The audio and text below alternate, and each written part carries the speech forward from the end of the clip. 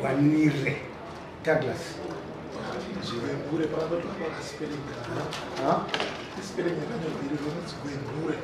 Gwenure.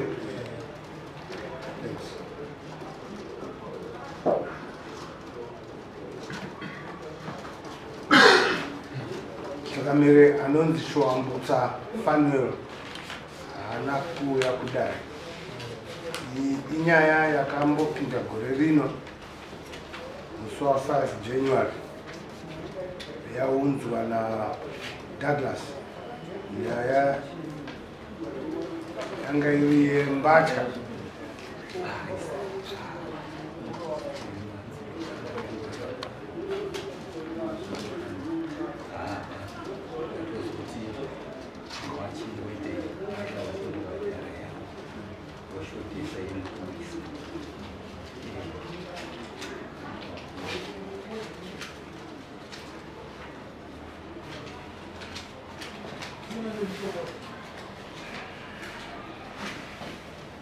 Anapa Douglas akanyanya kuti nyaya ndeyekuti dzokai kudai tikure nawo yebag raLivia Chawambutsa. Then Chawambutsa wacho haana kuuya. Nyaya yakauya naDouglas muna January yanga iri ndaisenzerwa naLivia Chawambutsa kufudza mombe. Musi wake January 2023 akaenda kumusha kwake haana kudzoka. Mudzimai wangu akaenda nebhegi rake kumba kwake. Fanuel akariramba, ndiri kuda kuti waritore. Fanuel akati ndaona masamoni asi hatiziwani nevanhu ava. zveLivia munin'ina wangu asi Livia kubva musi wa 14 January kusvika nanhasi hatisi kumuona. Dare rikati waenda kuseri wakati munhu akashayika Livia, musha wakasviba. Of course Machira akashayikwa. Chiremba anoda kupinda mumusha umu ashandire mumusha imomo. Akati anoda mbudzi 6, chiremba 2 anoda 2 dzekusimudzwa.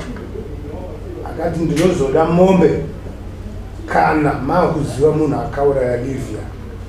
Saka uyu akanga ati wadzoke futi kudari saziva kuti kune nyaya yei.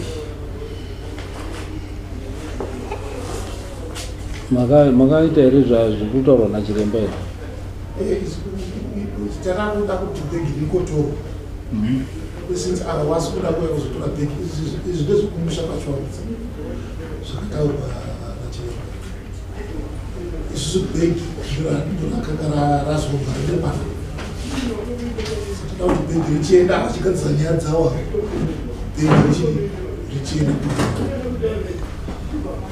Naundi yakaitika ndeyekuti uyu mukomana aikusenzerai kubva ashayika.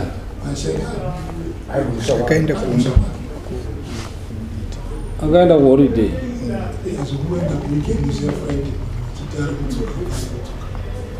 Vanoti haana kusvika kuweekend. Vanoti haana kusvika kuweekend.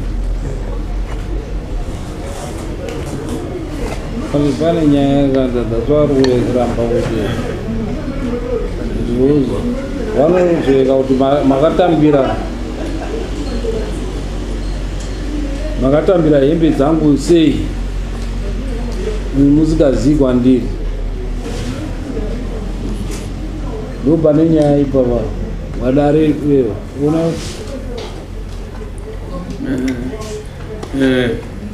mambo kuti bhegi rakaenda munhu kuti akashaya mbasha makasara nadzo aishandira imimi. Saka mbasha mukasara nadzo makazoriendesa here bhegi? Ndorora kuti riende. Saka zvamakaudziwa makaita here zvakaudzwa nachiremba? Munhu haana kudzoka kubasa. Aona kuti munhu haana kudzoka kubasa kwenguva yareba. Wakatakura bhegi rake kuenda naro kumusha kwake. wakamusha kwake wasvika bhoriramba munhu wachinge asina kusvika nokuti munhu haana kusvika makadzoka naro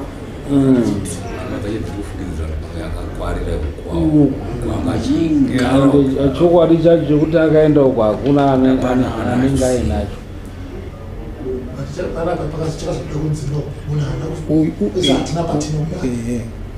nyaya iri kumusha kwavo uya wakadzi kana chiremba vanodiwa wachikoko kumusha kwake tengai izvimbo dzi6 ndoiwa kumusha kwenyu ikoko kwete kwenyu but ava vanotaura kuti isusu hatipindi ndimi munoda kuti izvo zvifambe munotofana kutoti mutotenge nekuti ndimi muri kudini ndimi munotoda kutoika motenga moti chiremba hambei kuti zviro ndichenuswa nekuti chakupa chironda chati nhunzi dzikudzi nhau yenyu ava vanongoti hapana chavo chiri kuvarwadza varoti munhu wedu achinemi asi chiremba akachenura avo chiremba akachenura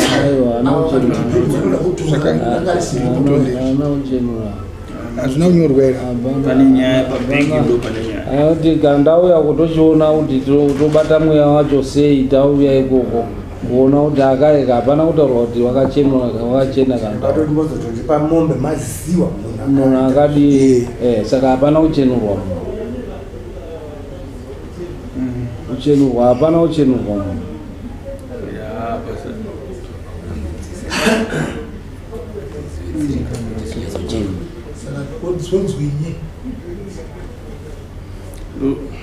mambo ndozvitaurwa namambo kuti imimi pane zvekudiwa mbudzi idzi nezvose dai zvaibvira ndimi chitora izvinhu izvi mukava nazvo mochienda kunana chiremba chiremba ochishanda zvini ndokuti musunhurwe pabheki moziva kutoti mapedza nazvo maakuziva kuti zvakamira sei zvapera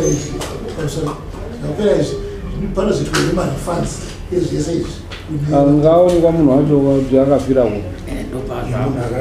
nemunhu akazviita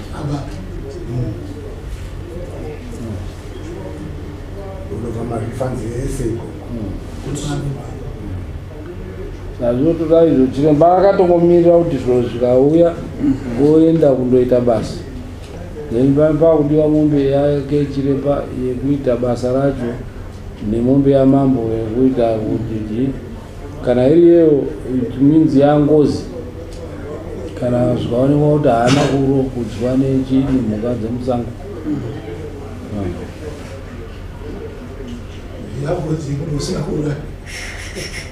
tati kana asina kudyiwa inenge yangozi nakaura kune akaura mweya wosimudzwa yoita ngozi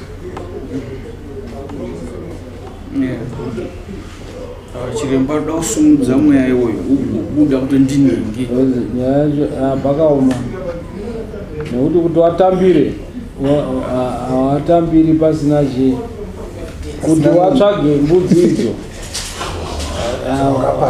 zvawakapara iwo wachitaura kuti wakatorasirwa hawatobotsvage hapana chiri kuwabaya saka inongoramba yakangoda inongobva yakanodha ipapo tichimira kuti azohembe uinazohembe handimapanzvisi muda kutaura muzva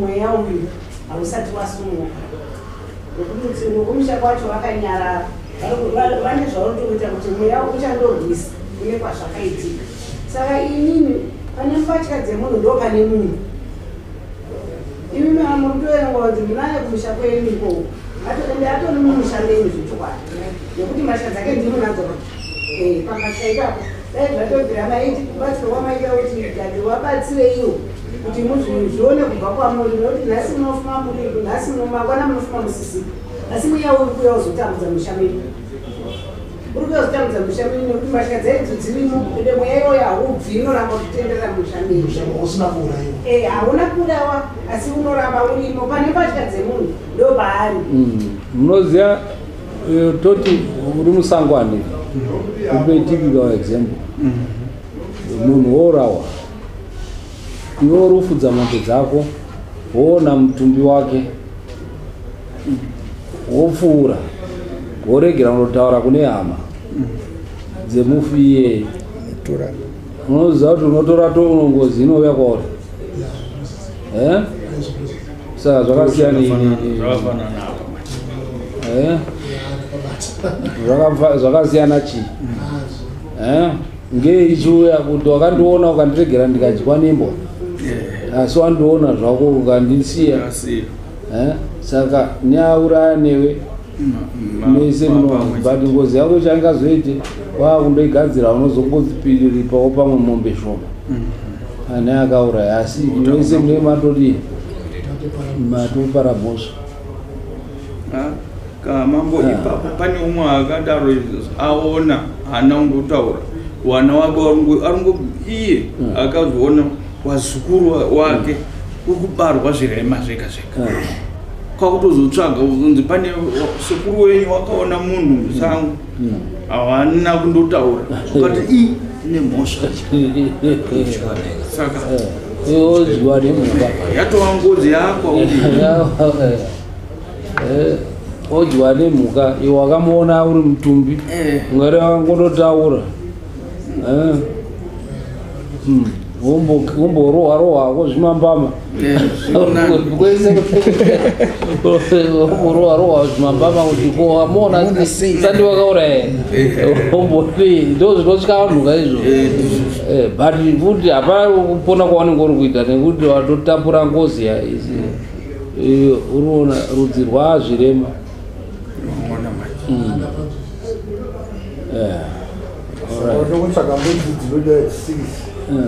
uya kudare tokupa chiremba wotaurwa kuti no chiremba ari kuuya kuzoita basa riyairi kuti tione chi ndifuna kuti vanoramba ipapo nekuti chavari kuda kuona kuti hama yavo yakafa sei akaiuraya ndiani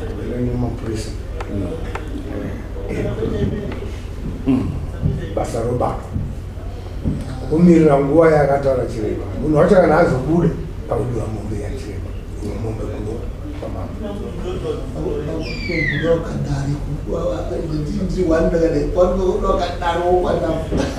chindoita kudada kuti mambo ndozvaadvisa kuti haasi kuunza but mambo atoona kuti hawaunzi nekuti nokuti vari kurwadzirwa otaura kuti isu tinounzirei muchiremba tode chi ngaagurwega arimo musangoni asi iwe mototaura hama dzavo kuti isusu titori tichazopera tikaramba tiine dare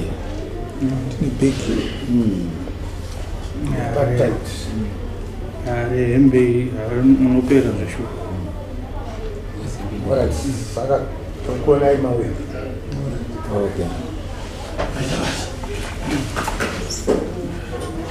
muramba ichilowa iwewe Discuss TV, inonakidza zvikuru